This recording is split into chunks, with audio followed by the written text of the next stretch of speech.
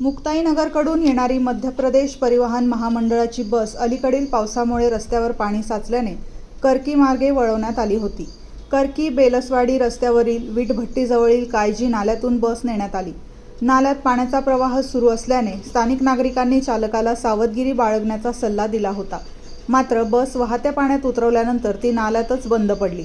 या घटनेमुळे बसमधील सुमारे 50 महिला व पुरुष प्रवाशांमध्ये काही काळ भीतीचे वातावरण निर्माण झाले. मात्र प्रसंगावधान राखत स्थानिक युवक प्रमोद भोई, आकाश बोदडे, अजय भालेराव, विवेक कोळी व त्यांच्या सहकाऱ्यांनी तातडीने मदतीसाठी धाव घेतली. युवकांनी मोठ्या धाडसाने आणि शिस्तबद्ध पद्धतीने सर्व प्रवाशांना बसमधून सुरक्षित बाहेर काढले. या बचाव कार्यात कोणतीही जीवितहानी अथवा दुखापत झाली नाही. स्थानिक युवकांच्या तत्परतेमुळे मोठा अनर्थ टळल्याची भावना नागरिकांनी व्यक्त केली.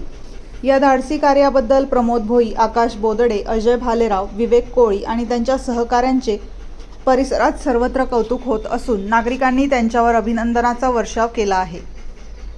MG न्यूज प्रतिनिधी ज्ञानेश्वर सावळे, मुक्ताईनगर.